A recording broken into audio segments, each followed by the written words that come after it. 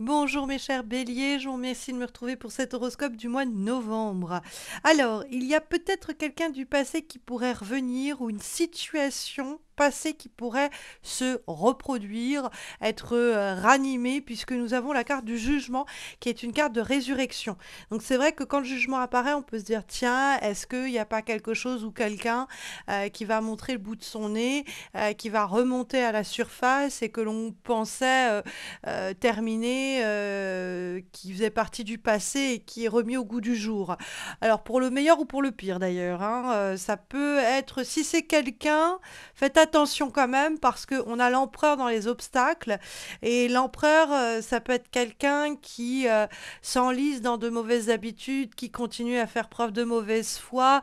Avec le 10 de bâton, cette situation peut être pesante dans ce cas-là, vous êtes mieux toute seule ou tout seul, hein, surtout si c'est un homme, parce que l'empereur peut représenter une présence masculine qui peut être pesante, qui vient s'ajouter à déjà beaucoup dans ce que vous avez à traiter, dont vous avez à vous occuper au mois de novembre.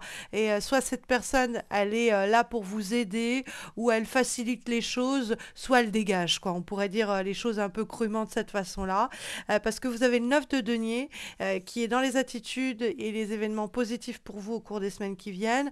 Et 9 de denier va prôner une indépendance et une autonomie. Hein, c'est une carte, bah, je tiens debout tout seul ou toute seule, je suis mieux comme ça que mal accompagnée, j'ai pas besoin des autres, j'ai pas besoin de toi, j'arrive à m'autogérer. Hein, c'est l'idée de répondre soi-même à ses propres besoins et de tenir debout mieux que si on est soutenu. Donc le 9 de denier, ça peut être là aussi comme une sorte de coaching pour les semaines qui viennent. Et si vous vous dites, tiens, j'ai besoin de cette personne-ci ou j'ai besoin de ce truc-là pour arriver à atteindre mes objectifs, détrompez-vous.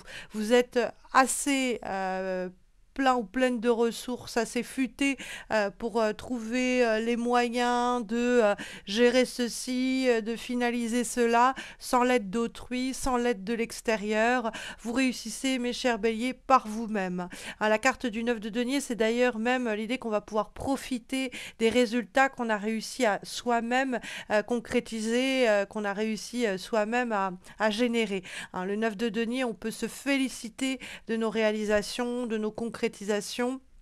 C'est une carte qui peut même parler d'une amélioration sur le plan matériel, de notre quotidien sinon, et on peut être fier de soi. Hein. Il y a un côté où, le tirage même vous dit, soyez fiers de votre capacité à rebondir, à réagir, à traiter certains problèmes ou problématiques sans qu'on soit là pour vous soutenir ou quoi, d'y arriver par vous-même et peut-être mieux par vous-même que accompagné. Alors, ça fait beaucoup pour une seule personne à gérer, c'est vrai. On a le 10 de bâton qui apparaît en guise de vibration. Or, le 10 de bâton, c'est une carte qui peut nous parler d'un poids un peu conséquent à porter. Le personnage, là, il est un peu en train de suer parce que ça fait lourd pour une seule personne.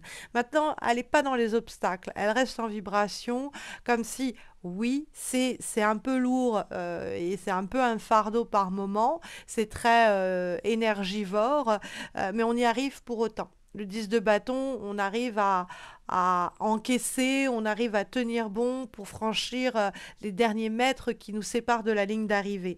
Parce que le 10 de bâton porte en soi l'idée d'une finalité qu'on pourrait considérer heureuse, c'est-à-dire que vous avez tenu bon, vous avez fait les efforts, vous avez réussi à tenir tête peut-être à quelqu'un avec de l'autorité ou avec quelqu'un de mauvaise foi ou enraciné dans de mauvaises habitudes, vous avez réussi à rester droit dans vos bottes et puis du coup la nouvelle qui vous parvient, la discussion que vous obtenez, eh bien vous remplit de satisfaction vous permet même avec la carte du jugement de pousser, on va dire, un soupir de soulagement. On est ah, ça y est, c'est bon, j'ai eu ce que je voulais, ou ça y est, c'est bon, cette histoire elle est réglée, ou ça y est, c'est fait, il a compris ou elle a entendu ce que je voulais lui dire, je suis enfin écoutée. Hein, parce que la carte du jugement, ça peut être effectivement une discussion, un message, un échange qui nous comble et qui nous permet de passer à autre chose ou d'avoir le sentiment d'avoir été au bout d'une situation et d'être contenté par cette finalité. Parce que voilà, on s'est peut-être pas enlisé aussi dans nos habitudes, qu'on a su un petit peu faire les efforts pour aller vers une satisfaction qui est pas en demi-teinte, hein, c'est-à-dire on n'a pas bradé son objectif, on n'a pas bradé nos besoins, on a été au bout pour se faire entendre au travail, dans une relation amoureuse, familiale. On n'a pas l'idée de taper du poing sur la table, mais effectivement de crever l'abcès si besoin en disant je ne supporte plus ceci, j'en ai marre de cela. Et puis bah, avec la carte du jugement, on permet d'évaluer un petit peu ce qui est en place pour améliorer, pour manifester nos besoins ou notre mécontentement face à peut-être quelqu'un qui est têtu en général et qui c'est notre boss qui veut rien entendre, c'est notre partenaire qui veut pas écouter ce dont on a besoin, ce que l'on revendique, etc. Et du coup, peut-être même qu'on va être dans l'ultimatum en disant écoute-moi, écoutez-moi bien, moi j'ai pas besoin de ceci, moi j'ai pas besoin de toi, moi j'ai pas besoin de ça. Donc si ça se passe pas comme je l'entends, bon bah salut, ciao, quoi, hein, on s'arrête là. Et s'il y a quelqu'un du passé qui revient pour vous proposer un boulot, un projet, pour faire amende honorable dans le cadre d'une relation, quelle qu'elle soit, amoureuse, amicale ou familiale, essayez de bien déterminer si la personne est sincère et aller au bout des discussions en disant moi je n'endurerai plus ceci, moi je ne supporterai plus cela et je suis mieux depuis que tu n'es plus là ou j'ai réussi à bien me débrouiller sans ce que vous me proposez là.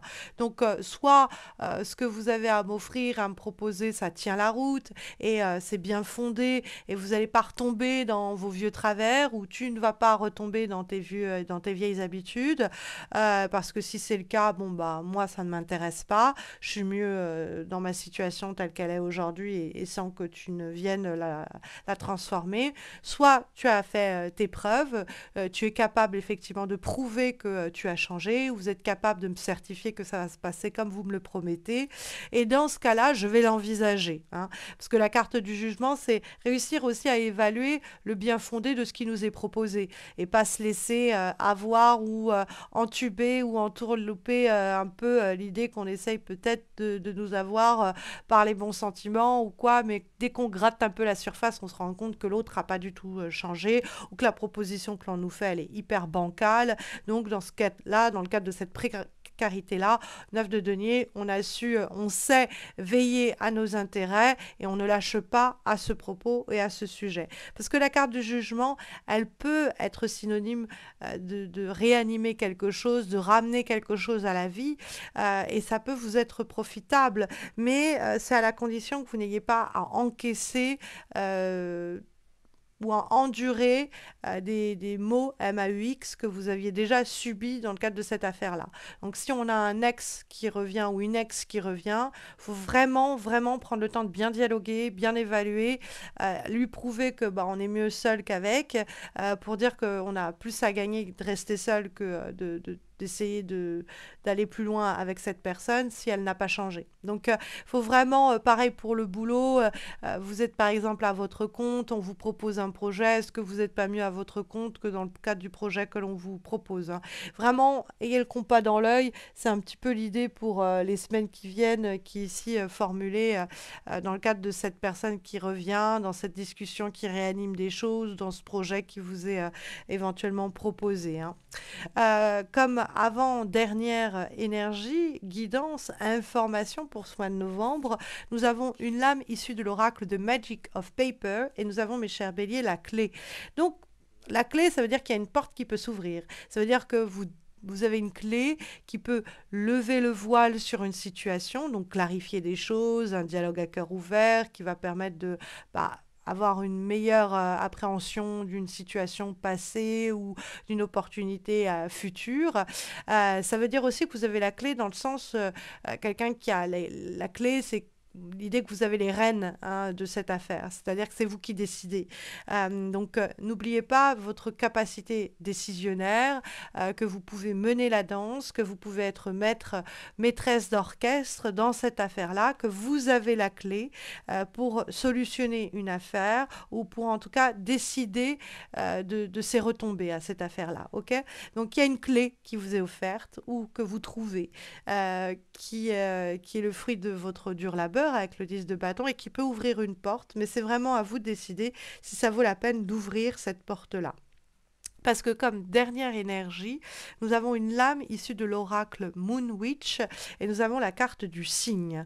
Le signe que l'on va recevoir au mois de novembre. Donc ça ressemble un petit peu à la clé, dans le sens où bah, la clé, elle peut ouvrir une porte et le signe que vous allez recevoir, il peut vous dire vas-y, fonce ou n'y allez pas. Hein. Ça peut être aussi un signe qui vous prémunit de futures galères, qui vous avertit d'une voie sans issue et qui est là pour vous protéger hein, d'un temps perdu ou d'énergies négatives éventuelles, d'un environnement toxique, de personnes de mauvaise foi, etc.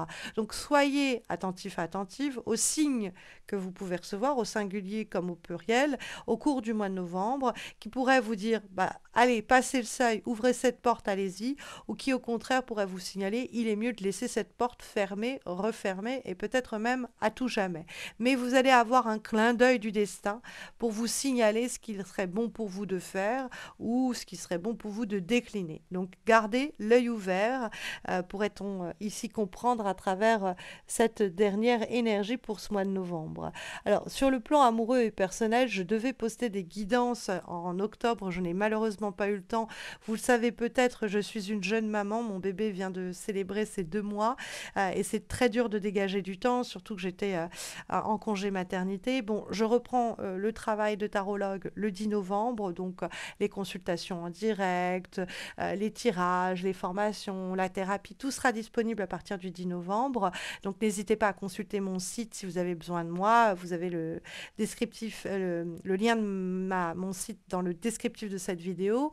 Mais je vais pouvoir du coup en novembre poster ces fameuses guidances amoureuses pour la fin d'année et ça couvrira sans doute aussi début d'année prochaine. Donc n'hésitez pas à vous abonner à ma chaîne pour ne pas rater leurs publications. N'hésitez pas à laisser un commentaire, à liker cette vidéo pour soutenir ces horoscopes parce que de temps, j'en manque cruellement avec ce bébé qui remplit mon quotidien de joie, mais aussi de plein de responsabilités. Et puis, vous pouvez me retrouver aussi sur Insta et sur Facebook où je poste chaque semaine des guidances, donc une raison de plus pour m'y retrouver.